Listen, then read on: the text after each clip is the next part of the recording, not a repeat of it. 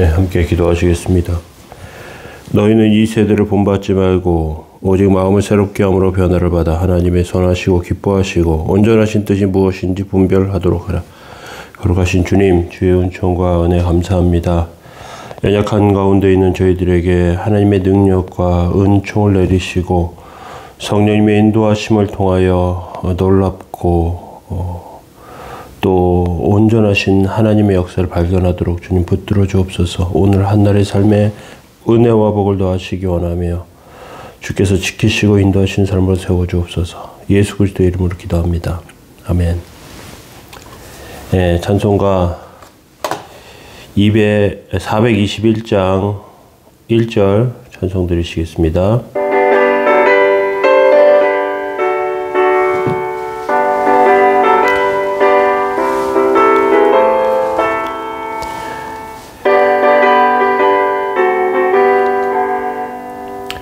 내가 예수 믿고서 죄사함 받아 나의 모든 것 다 변했네.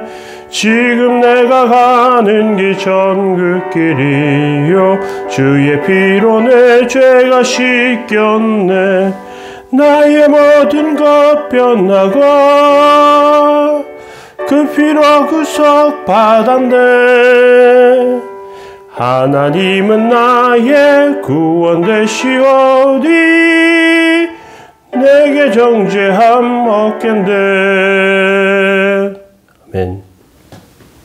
시편 56편 1절에서 3절 말씀 보시겠습니다. 하나님이여 내게 은혜를 베푸소서. 사람이 나를 삼키려고 종이 치며 앞지하나이다. 내 원수가 종일 나를 삼키려 하며 나를 교만하게 치는 자들이 많사오니 내가 두려워하는 날에는 내가 주를 의지하리이다. 아멘. 시편 56편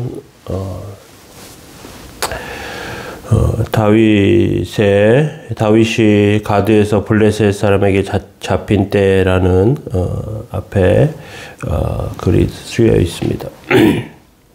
시편 56편을 통해서 성도들의 어려움 속에 또 눈물 속에 하나님께서 어떻게 반응하시는지 오늘 살펴보기를 원합니다. 맹수가 아무리 사납고 힘이 세도 함정에 걸리면 빠져나오지 못합니다. 맹수는 빠져나오기 위해서 소리를 쥐고 뛰어보지만 힘이 빠집니다. 결국 그 덫에 죽게 됩니다. 하나님의 백성도 살다 보면 고난의 덫에 빠질 때가 있습니다.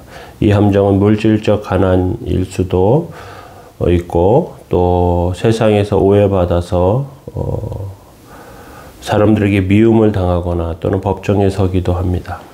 하나님의 백성은 이런 고난에 빠질 때 자기 힘으로 해결하기보다 눈물을 많이 흘립니다. 이처럼 하나님 앞에 아름다운 자, 하나님의 기뻐하시는 자, 고난 가운데도 눈물 흘리고 또 하나님께 기도하면서 은혜를 받습니다. 오늘 시편 56편은 다윗이 가드에서 블레셋 사람에게 잡힌 때라는 표제가 쓰여져 있습니다.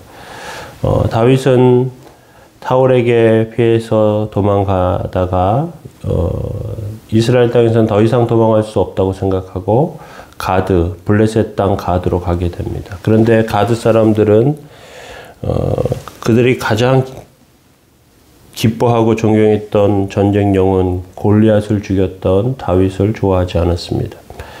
그래서 다윗이 가드에 왔을 때 가드왕 라기스의 신하들은 다윗을 죽이려고 하고 다윗은 그때 미친 척하면서 그곳에서 빠져나오게 됩니다.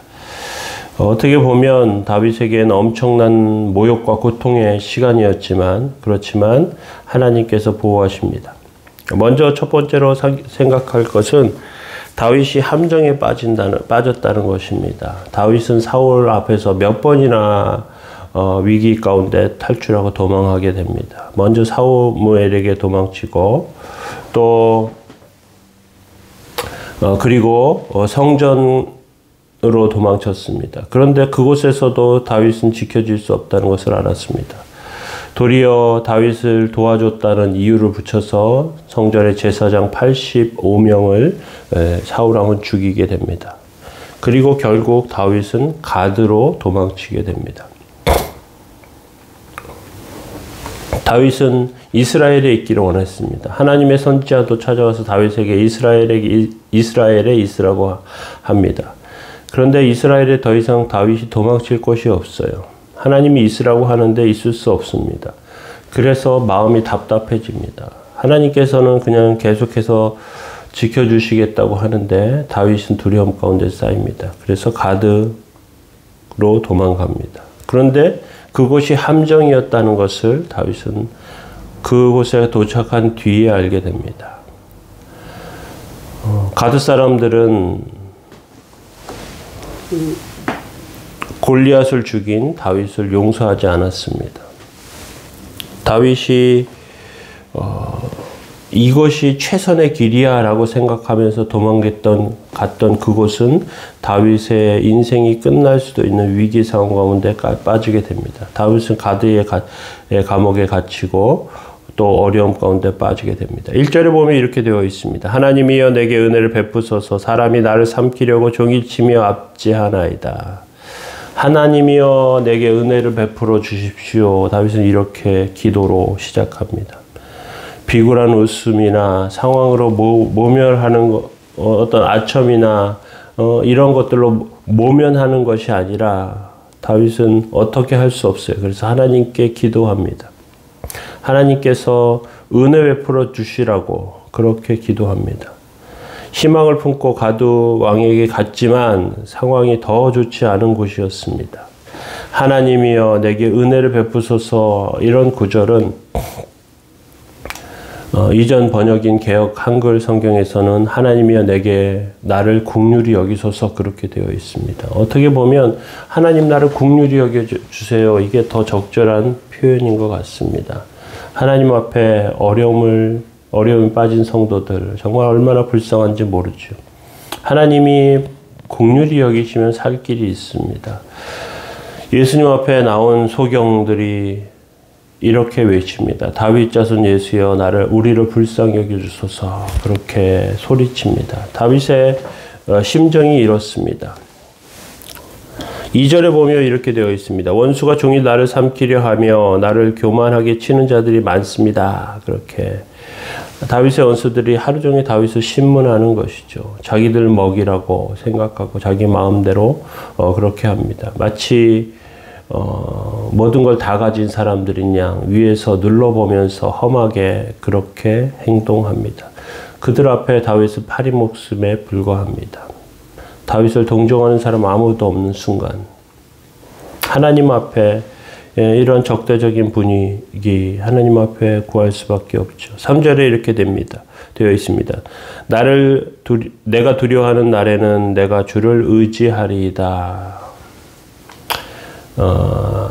이런 함정에 빠지면 하나님밖에 의지할 분이 없습니다.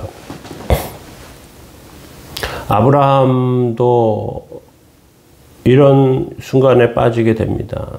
창세기 12장 1절을 보면 하나님께서 너는 너의 고향과 친척과 아비집을 떠나 내가 내게 보여줄 땅으로 가라. 그렇게 말씀하십니다.